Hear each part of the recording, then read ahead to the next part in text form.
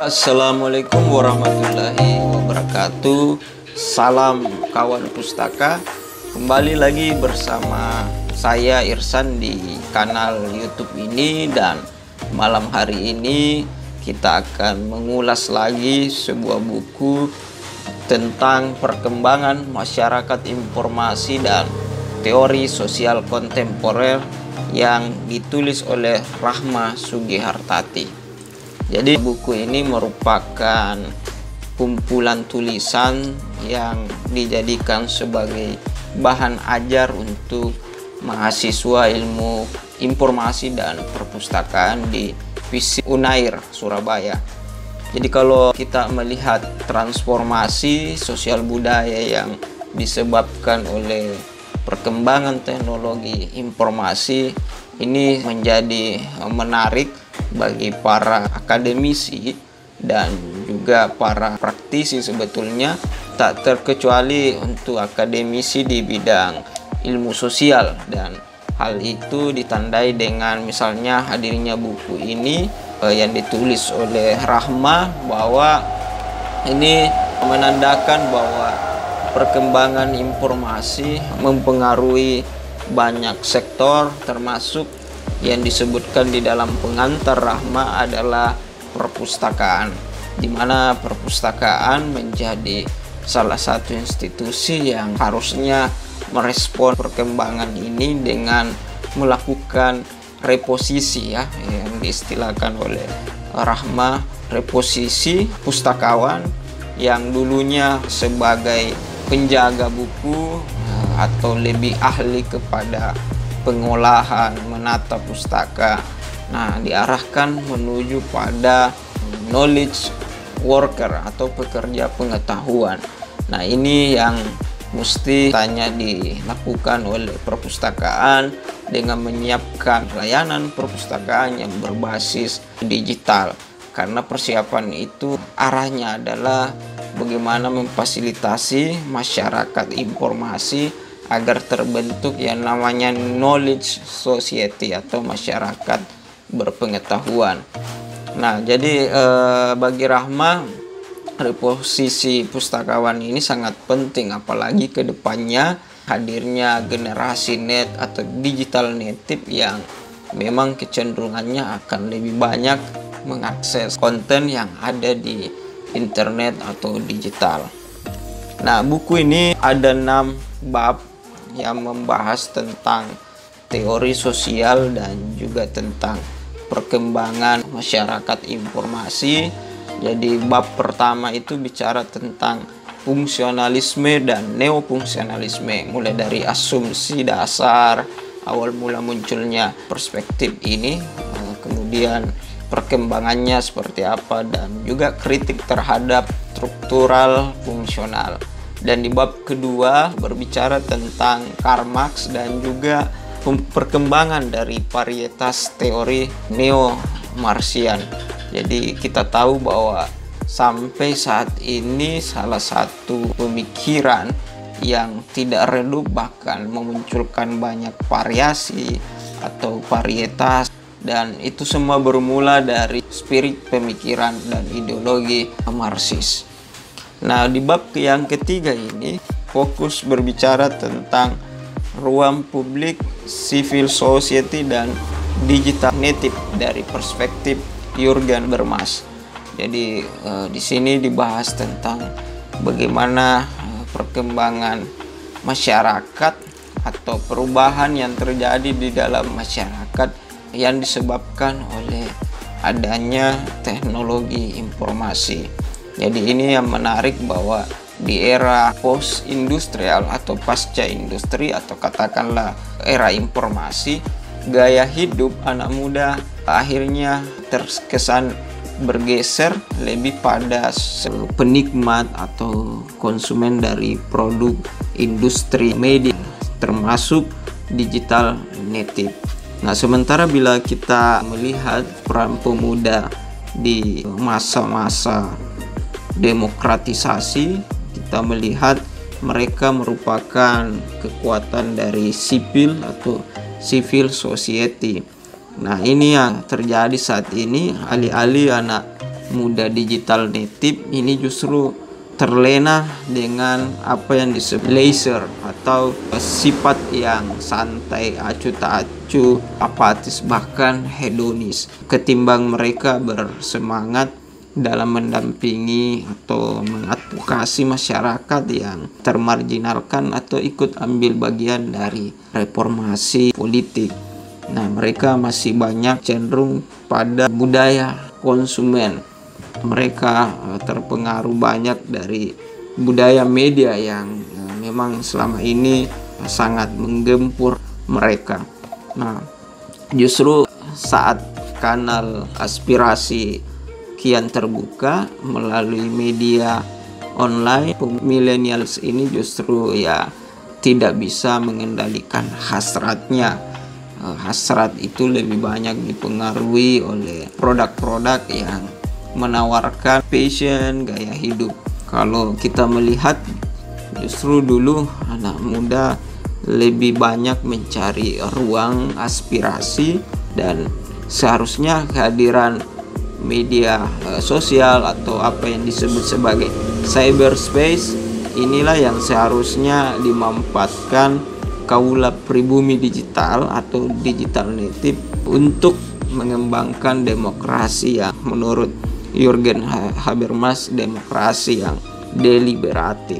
Jadi dalam bab ini juga disinggung bagaimana di era ini realitas menjadi kabur, bahkan dianggap mati karena digantikan oleh realitas yang bersifat virtual, hingga apa yang kita kenal saat ini juga muncul yang namanya hiperrealitas atau kondisi yang melampaui realitas itu sendiri. Itu bersifat citrawi karena lebih banyak unsur artifisialnya, superficialnya, dan inilah zaman postmodern yang mana kita akhirnya susah untuk menebak yang mana realitas sosial yang alami, yang mana realitas semu, atau realitas itu sendiri sebetulnya melampaui dirinya. Kembali ke soal ruang publik, menurut Jürgen Habermas yang menjadi kunci sebetulnya untuk memunculkan demokrasi deliberatif egaliter, yang emansipatif di ruang publik adalah adanya tindakan komunikatif. Nah, tindakan komunikatif ini harus berjalan dengan prinsip-prinsip yang tadi. Ada keterbukaan, kebebasan, kesetaraan, sehingga ruang tersebut menjadi partisipasi yang menyehatkan demokrasi. Nah, ruang publik di dalam konsep perkembangan teknologi informasi saat ini itu pun kini bisa dijumpai melalui internet. Tapi tentunya membuat ruang publik yang produktif harus juga diimbangi atau didorong dengan kesadaran digital native itu sendiri untuk berpartisipasi aktif, dan ini yang harus kita mulai tanamkan. Dan di sini pun Rahma menyarankan bahwa sebaiknya hal itu dipicu sejak usia dini kalau bisa terintegrasi di dalam kurikulum pendidikan. Nah, di bab selanjutnya tentang bab 4 ini bicara tentang informasionalisme, network society, dan perkembangan kapitalisme perspektif Manuel Castells. Nah, ini juga menarik karena industrialisasi ditandai dengan tumbuhnya ekonomi pengetahuan. Bahkan di era informasi seperti ini, informasi dan juga pengetahuan adalah modal utama di dalam perusahaan, bahkan dalam menumbuhkan ekonomi saat ini. Kita tahu banyak perusahaan-perusahaan saat ini yang berbasiskan pada informasi dan juga teknologi informasi.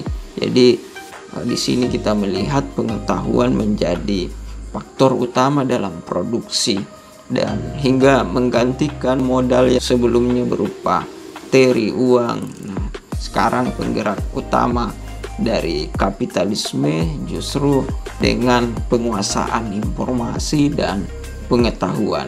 Jadi akhirnya memang era informasi ini mempengaruhi perubahan ekonomi, perubahan sosial, karena ini adalah kecanggihan dari teknologi informasi. Nah, ini yang menarik yang dilihat oleh Manuel Castells, bahwa ternyata selama ini dengan adanya kemudahan terhubung secara global itu membuka konsekuensi yang tidak bisa dihindarkan. Jadi muncul banyak perusahaan jaringan atau network enterprise yang kini semakin berjejaring, memperkuat simpul-simpulnya karena tidak ada lagi batasan waktu dan ruang, sehingga untuk memperlancar akses ekonomi mereka, perdagangan mereka akhirnya sangat mudah. Dan inilah yang disebut sebagai perekonomian informasional. Bagi Castells, perekonomian informasional ini tidak sama dengan perekonomian yang mengandalkan jasa pelayanan. Jadi ini fakta bahwa informasi menjadi basis bagi pengembangan perusahaan ataupun juga produksi-produksi. Nah, sama seperti Daniel Bell, dia mengatakan bahwa post industrial ini identik dengan masyarakat berpengetahuan. Jadi pengetahuan merupakan aset modal yang sangat penting di dalam mentransformasikan bisnis-bisnis oleh para kapitalis. Yang menarik juga sebetulnya di sini bab 5 tentang komunitas cyberspace, net generation, dan perilaku informasi di era digital. Kita tahu saat ini banyak grup-grup seperti di Facebook itu berpotensi membangun sebuah komunitas yang berbasis pada digital. Mereka bisa membuat ruang publik baru yang ada di media sosial, membentuk relasi berjejaring, dan akhirnya menjadi komunitas virtual itu sendiri. Dan ini banyak, itu juga terjadi di berbagai aspek, misalnya dalam perdagangan. Ada banyak kelompok-kelompok dagang yang saat ini memanfaatkan dunia maya untuk bertransaksi, dan itu yang menjadi ciri atau perilaku informasi generasi saat ini di era digital. Nah, di bab ke-6 ini dari buku ini berbicara tentang teori sosial postmodern.